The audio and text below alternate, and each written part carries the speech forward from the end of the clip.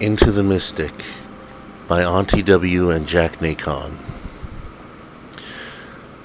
So the job on the narwhal, being ship's cook, was not exactly the dream of a lifetime, but it provided a much-needed break from my marine biology coursework at the College of William and Mary, North Carolina, and a chance to be out on the open sea for days at a time on what was once called the Floating Asylum, but was mostly a ship made up of students and a professor or two, for the purpose of collecting and categorizing specimens. Mostly ignored aboard the ship, I was grateful when the tour of duty was finally at end, and standing in the sea of duffel bags and tearful hugs, they all said goodbye to each other with a few waves to the chef. Oh well. I looked about the docks, the sound of the bell on the buoys, the seagulls crying out, when a voice spoke behind me. "Lovely lasagna. How do you make that on the ship's galley? I didn't even think we had ingredients for lasagna in that cupboard." I turned slightly and smiled. "Hello, Professor Dodd." Professor Dodd was one of the few people aboard the narwhal, which I secretly thought of as the Narcissus, that had been taken any time out all to get to know me. He often passed by the galley and made special requests like more chocolate chunk cookies, or could I make coconut shrimp? Good thing we had shredded coconut, I aimed to please. Well, we didn't really have the actual ingredients, but we had tomato paste and flour to make the pasta from, eggs, salt, oil, almost anything is doable. The ricotta was actually cottage cheese. You already had dried Parmesan cans for spaghetti nights. I liked that he took interest in both me, the food, my ingenuity as well. I ran a pretty tight galley, too. Professor Dodd, Alchemilial Dodd, as it were, boy was his given name a mouthful. Well, as it turned out, he resided right there in the beautiful, foggy town that was the seaport harbor of Mystic, Connecticut, and was more than a little bit willing to show me about town. His town, he would often say proudly. The duffels tugged along behind us when we ended up walking. I wondered if there were no available taxis about town nor buses, but I didn't even think to ask, as he seemed perfectly happy, trudging along, and I didn't mind so much.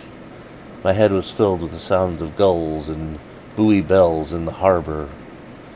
We found ourselves at the end of a long, tree-lined, crooked street, which could have been more of a dirt trail and perhaps even not quite mucky and muddy during the long rains of winter season. And just when I was about to complain that this was a really long walk to nowhere, he smiled and tilted his head to indicate, "That's me," meaning his place. Oh yeah, Cape Cod style, complete with a rickety captain's walk up top, and a nice telescope, spyglass, waiting for its owner up there as well. "Any ghosts, Professor?" I said a bit shyly, and he smiled and replied, "No, but there are witches." Somehow that did not go a long way to making me feel any better. "No, but there are witches," he had said to me, and I didn't know exactly how to take such a revelation, so for the moment I let it lay there, right where the professor had left it. And I said, "Beautiful house, landmark place, yeah? Built early 1900s, maybe?" I added, "Oh, quite so, come on in. I have enough fixings in my kitchen where you make us a whopper of a chowder, clams and all, if you aren't sick to death of chowders by now." He said, I was. I was truly sick to death of seafood, chowder, and so, after many moments of thought, said, "I'd love some," and stepped inside his home, and lay my duffel on the floor near the door. Actually, I was quite sick to death of anything seafood-related in the way of food, but the truth was, the idea of someone else cooking for me after weeks of cooking for a platoon of finicky scientists seemed to be just about this side of heaven. And so I did not argue in any way, shape, or form. I also figured, in much the way that people in the Midwest eat chicken and eggs for breakfast, lunch, and dinner, people near watery parts of the world must, by needs and necessity, eat fishy foods. Availability and really no choice at all being to behave otherwise. The chowder wasn't half bad for a non-cook, and I learned that the professor, having been a bachelor all his life, had to learn how to cook, clean, iron, and for the most part take complete care of himself as well. Any key lime pie? I asked, but he shook his head no and answered, "You're in the New England coast now. Try asking for a warm apple pie topped with a slice of Vermont cheddar, along with a good ghost ship story. Or how about telling me about those witches you spoke of, I shot back with a soft smile. We stood side by side in the kitchen, doing dishes like an old married couple, as he opened the window over the sink and the fresh air and scent of seawater permeated the room. I sighed and said a girl could get used to this, as the bells of moored boats clanged gently in the mystic harbor, and the soft voices of the large population of Portuguese dock workers could be heard, giving the place an exotic feel. When we finished, we were each drying our hands, and he said, "How about a stand on the captain's walk and a tale of witches? Better vantage point up there to see them," he said cryptically. Up on the captain's walk, I rested on the railing, elbows up, hands on palms, and sighed, looking out over the town and the sea beyond. Nothing seemed more beautiful to me than that moment in time. And then a shooting star raced overhead, and my heart did a somersault. "Did you see that?" I whispered, trying not to disturb the night, and he nodded in silence, and then said, "And do you see that?" And he pointed. I followed his arm in line of sight to the end of a long street he called Dabner, to a building lit up in half a dozen colored lights. And if I listened carefully, I could hear the sounds of sweet melodic singing. "Is that the witches?" I asked, and once again he nodded. And I was surprised they practiced so openly. It is the coven of the mystic seaport, and yes, they are witches, not Wiccans, no matter how one slices it. They practice craft, they do not practice summoning dark forces. Now that's clear, I'd like to introduce you all to them. Eclectic bunch, men and women. I nodded, and he said, and then said, "And the town is okay with all this?" "They kinda have to be. Burning witches went out some years back, and now would be called, what's the word? Oh yes, homicide, and is very illegal. As is discrimination." He smiled, seeming very self-satisfied. For the life of me, I could not understand why he was telling me all of this. Perhaps he was on a recruiting drive for the coven, and I was the latest candidate that could cook. Or maybe all that time on the high sea together gave him an idea that I could handle situations under pressure. Whatever it would have been that had passed between myself and Professor Alchemiel Dodd, I clearly made quite an impression on him. As I lay in the dark of the guest room of his house in the Atlantic seaport, watching shadows dance on the walls, until right before my eyes one formed into the shape of a man and stood at the foot of my bed. The flicking on of the light of the bedside table may have made the image vanish, but that eerie feeling lingered on me. Sleep became impossible that night, for quite some time to come. I smelled the sweet smell of waffles and Vermont maple syrup all the way from the kitchen as it wafted down the hallways beneath the door to my room, and it made me sit up with a smile. I stumbled, still sleepy from my restless night, and headed to wash up, calling out as I made my way to the end of the hall to the bathroom, "Smells great, Professor. I'll be down in just a jiffy." "Take your time. I'm fresh squeezing the OJ," came the answer, and all I thought was, "Yes," and closed the bathroom door. I turned on the water, letting it warm as I looked up into the mirror. "What the shit?"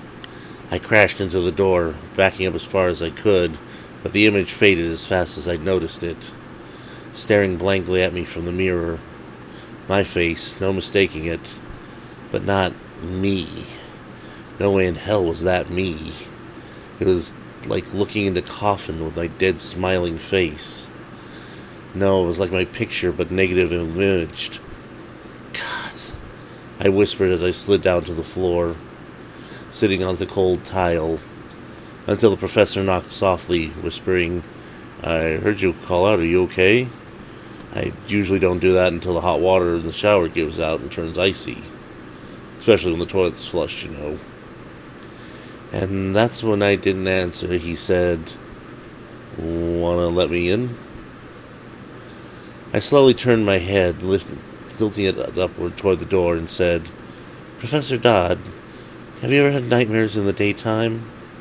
And struggled to my feet. I moved open the bathroom door. It must have been white as a new bedsheet, because he closed his mouth and said nothing except, "You're bleeding. I mean, on your forehead. Is it cut? By the temple here. You're bleeding, Delphia. Look in the mirror." "I'll take your word for it," I said, and simply splashed my face clean, toweled it off, and then half smiled without answering or his asking why I screamed.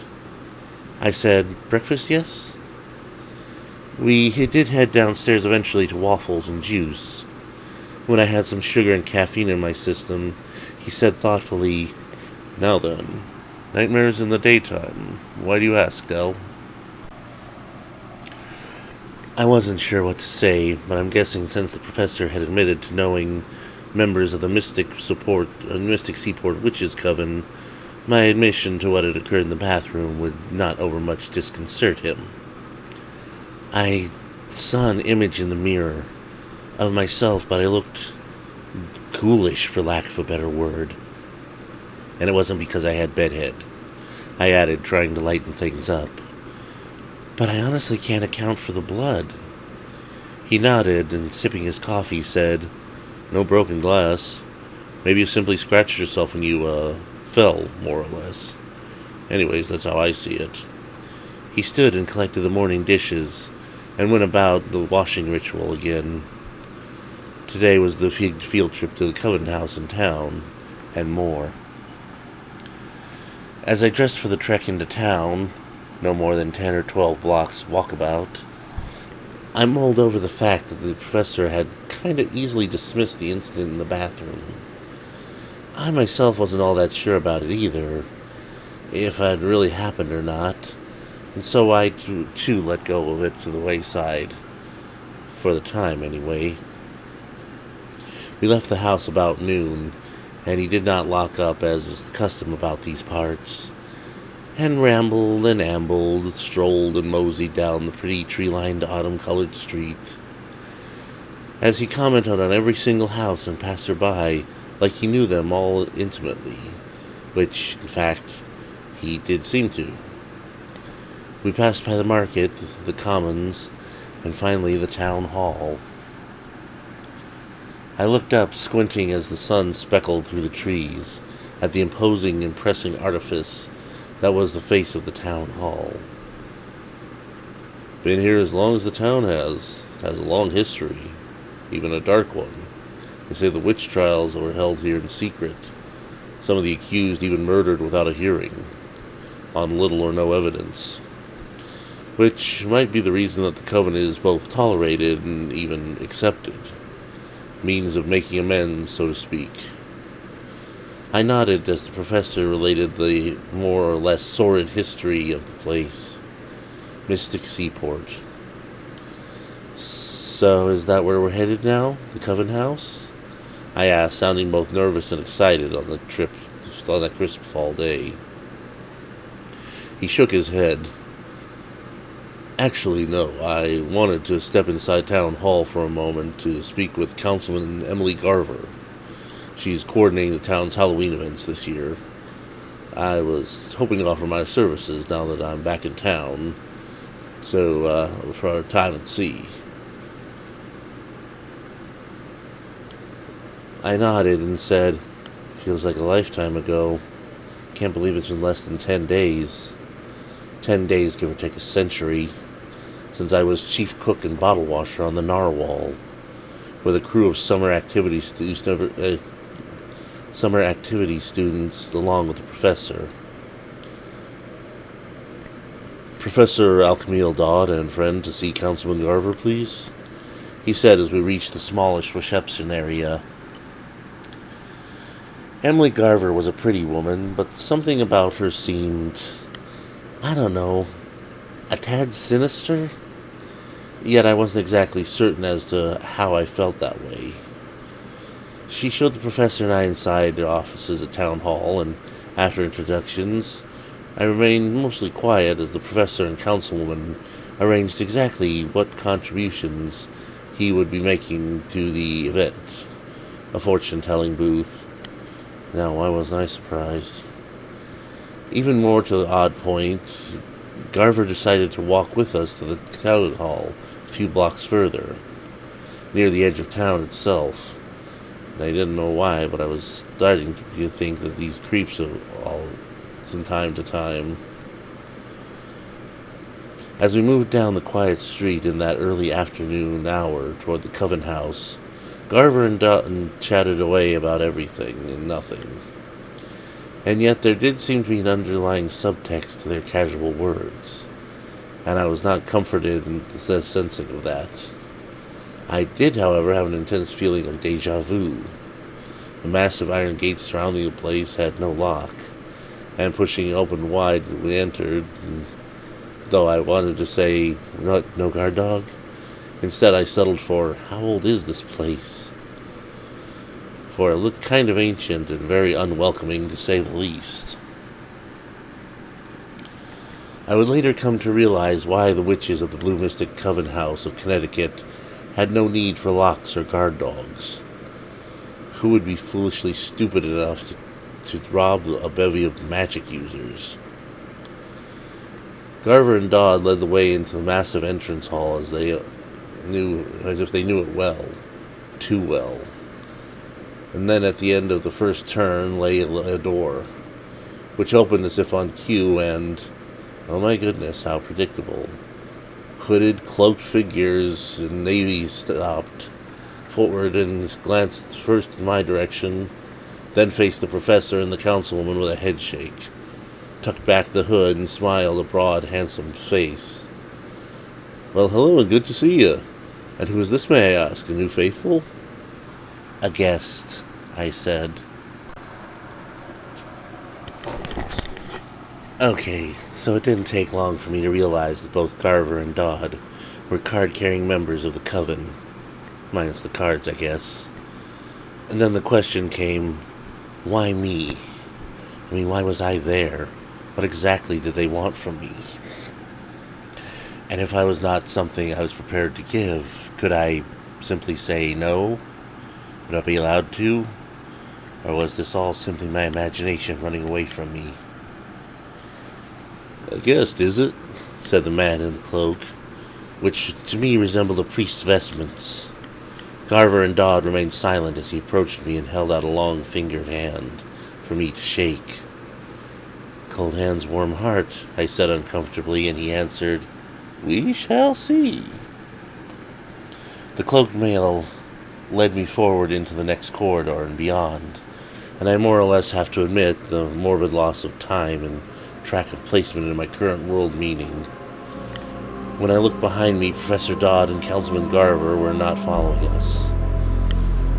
Now, since I was staying with Dodd, I should have been a tad more nervous by this predicament, but I wasn't.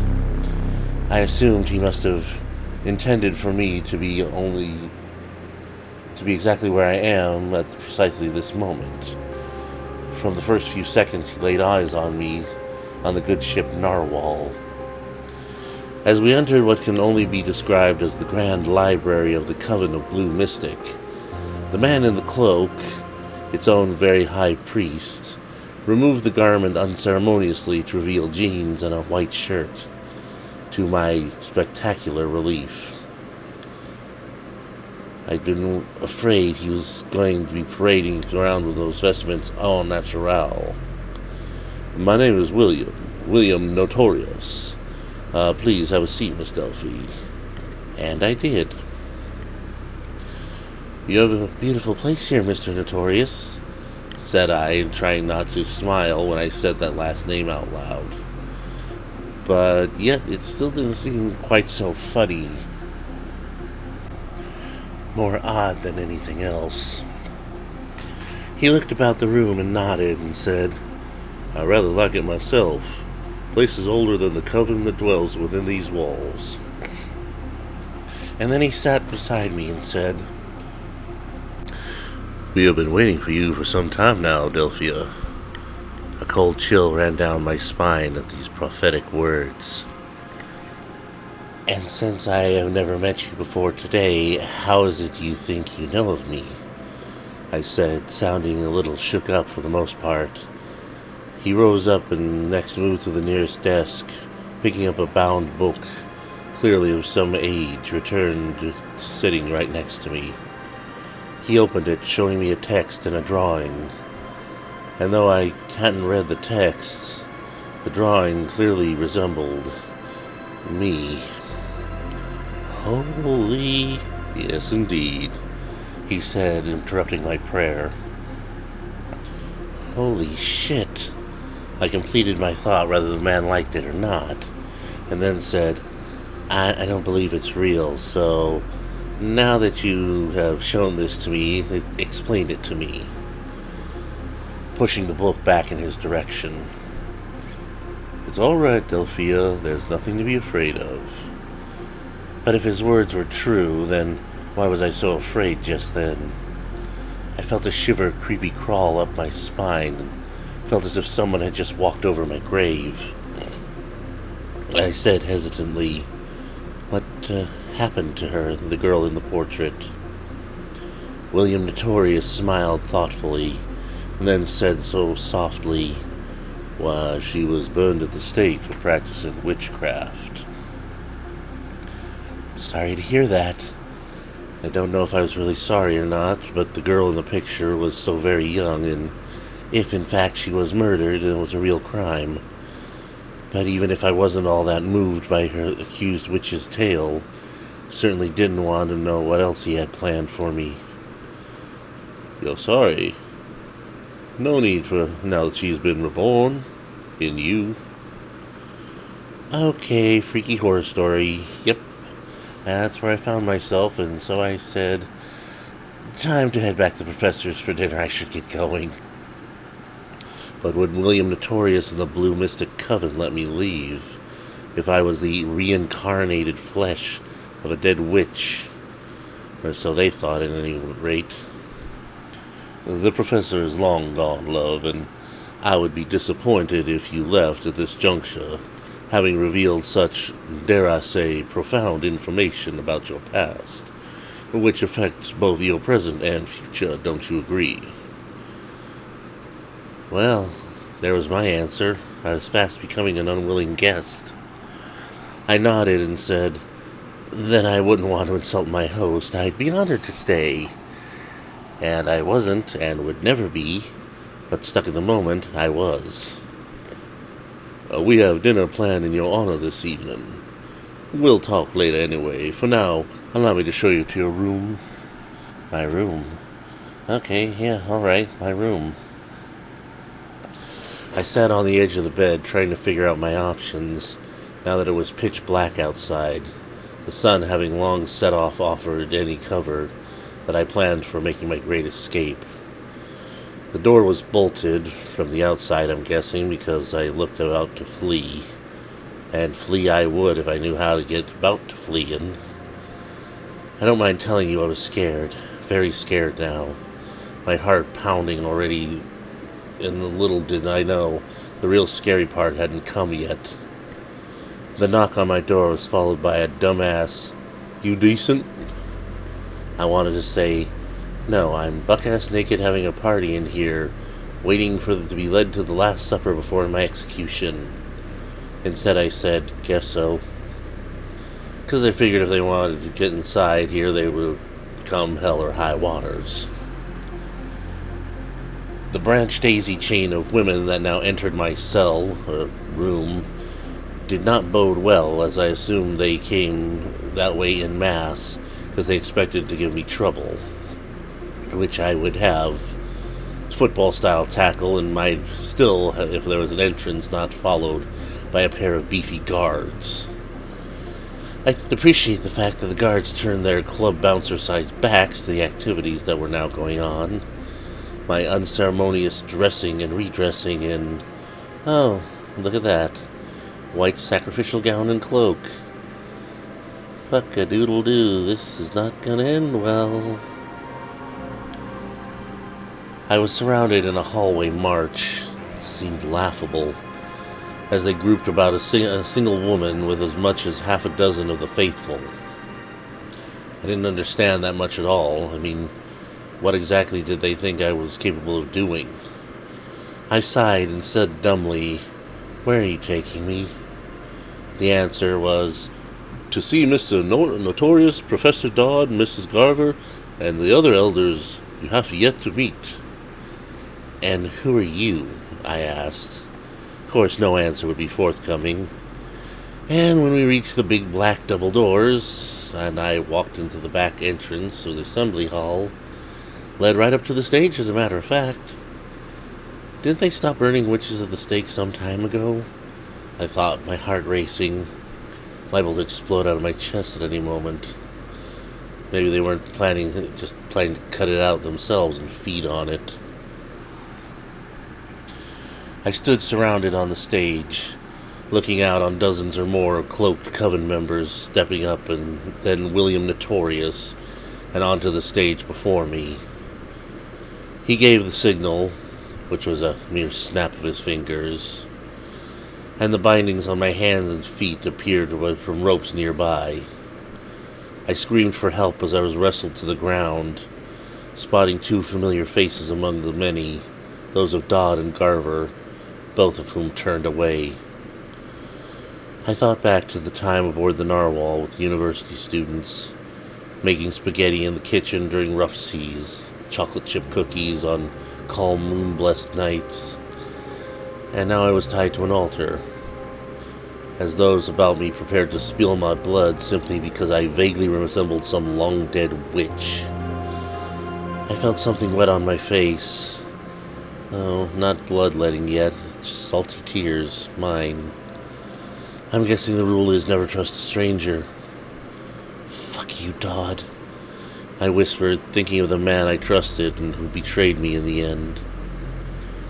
A chill spread over my skin as the robes were parted and my chin forcibly lifted, perhaps to allow a better vantage point from which to make a clean cut across the jugular. I imagined cups being presented to catch the blood for drinking later. I imagined someone laughing and saying, "This is all an April Fool's joke," in the fall. I prayed it was a dream. And then the blade hurt like hell and all things went black. Okay, so the surprise was that I died that day, and lived as well, more or less. The woman that was Delphia, she died. Make no mistake about it. I, on the other hand, find her body a rather nice fit. Of a certainty, I am not precisely her, more of the ghost inside her shell, inside the body that formerly belonged to her. This new life I find myself in is full of pleasant surprises. I'm married now, too, living in Mystic, and if you like lobster, I highly recommend a visit to the Blue Mystic Coven House on Lobster Boil Sundays, right after Dark Mass Saturdays. Sincerely, Mrs. William Notorious, but please, you may call me Delphia.